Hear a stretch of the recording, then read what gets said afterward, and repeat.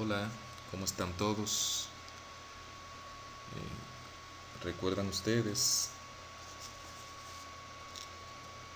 que estamos trabajando sobre la unidad 2 del programa, medidas de distancias? Luego de haber analizado la unidad 1 que se refería a los elementos necesarios en las mediciones. Pueden ustedes recordar que hablábamos de 4 elementos como elementos necesarios para una medición. Recuerdan ustedes que hablamos de una magnitud necesaria a tomar en cuenta como primer elemento.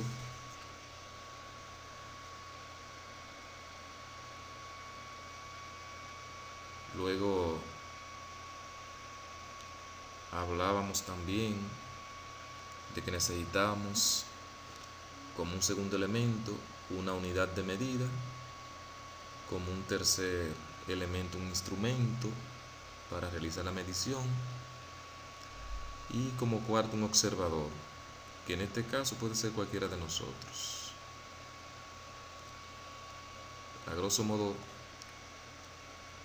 con esa parte iniciamos lo que era la unidad número 1, la unidad 1 o el apartado 1 de esta segunda unidad. Y en un apartado 2 tenemos lo que es medida de distancia. La medida de una distancia determinada en terreno horizontal. La misma se puede realizar comparando nuestra cinta patrón con la distancia problema. La distancia problema es la distancia que deseamos conocer, o que fruto de la medición determinaremos su valor. La mediremos directamente entre la última aguja y el extremo opuesto al inicio de la mensura de la distancia problema sobre el índice de nuestra cinta métrica.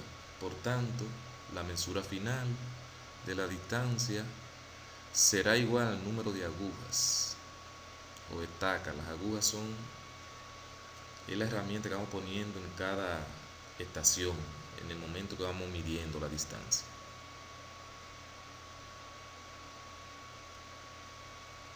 Existen dos formas de trabajo con la cinta y las agujas. Una que pregona inicialmente la mensura colocando una aguja y otra que no deja aguja alguna en el inicio.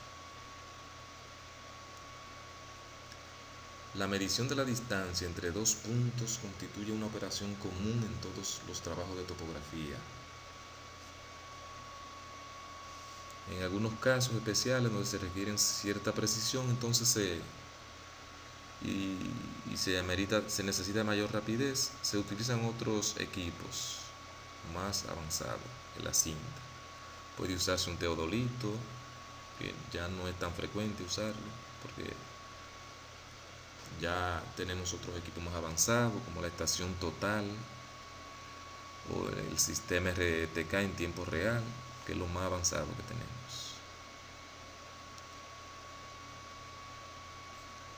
También podrían usarse las miras verticales u horizontales como método indirecto para la medida de distancia. Entonces, debemos saber sobre los tipos de terreno que vamos a medir, en este caso con la cinta, que es la parte que estamos tratando. Puede ser que nos encontremos con un terreno regular, que no es más que aquel que los lados del polígono son iguales. Puede ser un rectángulo, un cuadrado, etc.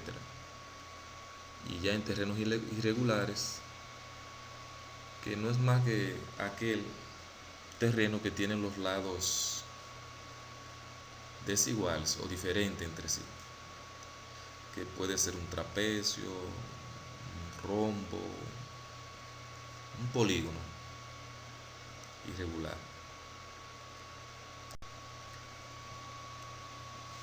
Entonces, también debemos conocer los tipos de distancia. Tenemos una distancia real o natural. Es la distancia más conocida y que cualquiera que no sea topógrafo o esté relacionado con el mundo de la topografía usa a diario.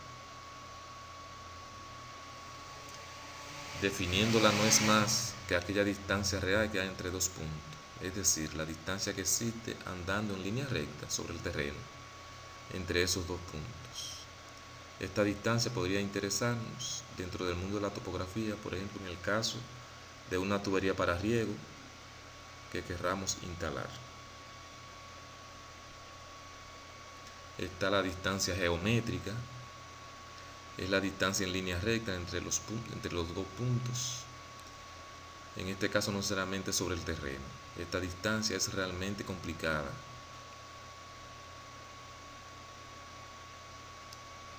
Porque no se puede determinar directamente. Se puede determinar mediante un cálculo trigonométrico, geométrico, etc. Y está entonces una tercera distancia, que es la distancia reducida o topográfica. Esta distancia no es más que la proyección de la distancia geométrica o la real sobre un plano horizontal. Se puede obtener matemáticamente a partir de una de las otras dos distancias, siempre y cuando nos aporten suficientes datos. Por ejemplo, nosotros tenemos un triángulo equilátero, conocemos dos lados y necesitamos conocer un tercer lado. Entonces, mediante el teorema de Pitágoras, entonces nosotros conocemos ese lado que falta.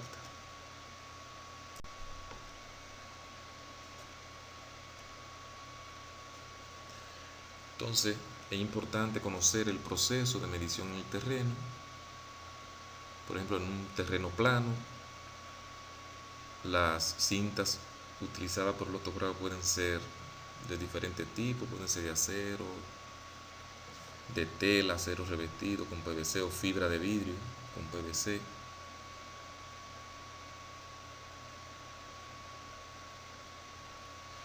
Generalmente las más usadas son las de acero,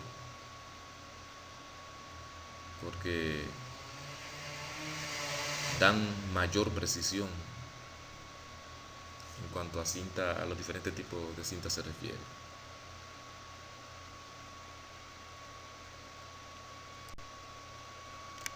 Entonces ya ustedes saben que tenemos un cadenero. Ya recuerdan que hablamos del cadenero. ¿Cuál es el origen del cadenero? No es más que el que tiene la cinta en cero en el punto de partida,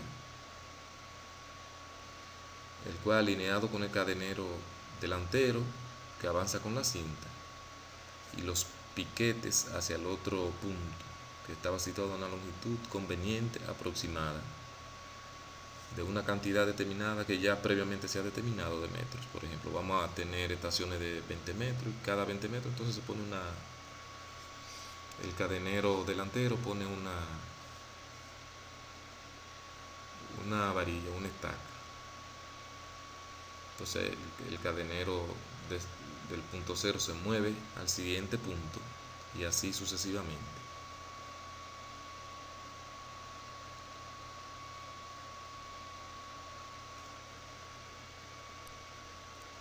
Ambos cadeneros avanzaron hasta que el cadenero trasero llegó al primer pin que colocó el cadenero delantero y se repiten los anteriores procedimientos.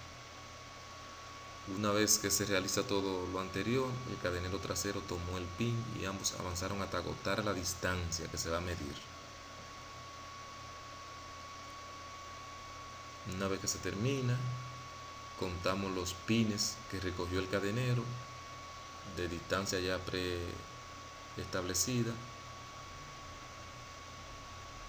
y anotamos la distancia que fue el resultado de multiplicar el número de pines puestos o estaca o varilla por la distancia iguales en medida. Por ejemplo, si tuvimos pines de 10 metros y sumamos la distancia desigual que fue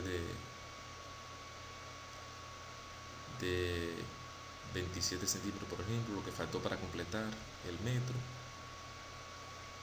y teníamos estaciones de 6 metros. Entonces multiplicamos 10 por 60, 10 por 6, que serían 60, y punto 27, por ejemplo, el punto donde quedamos en centímetros.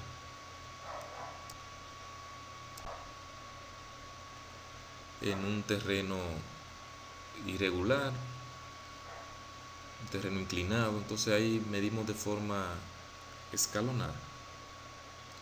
Determinamos dos puntos extremos en un terreno inclinado y colocamos un jalón en cada uno de ellos. Entonces ahí vamos midiendo distancias enteras, manteniendo la cinta horizontal y bien tensionada, y utilizando para esto el nivel de mano y una plomada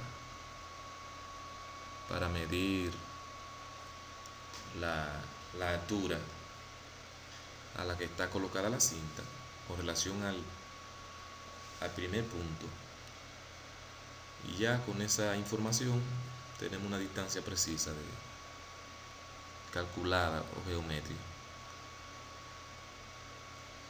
Entonces en ese caso se realizan los mismos procedimientos de medición, terreno plano, y tomamos los datos como si estuviéramos midiendo en un terreno plano. Con el nivel, tomamos para mantener la cinta en la posición correcta. Con el nivel determinamos que la cinta está completamente nivelada. Entonces con la plomada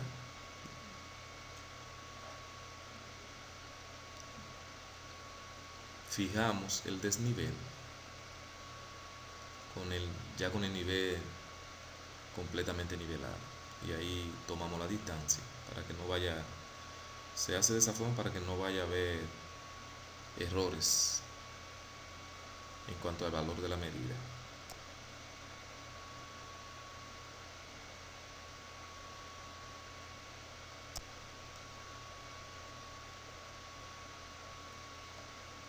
Entonces ya, como mencionábamos, los terrenos irregulares,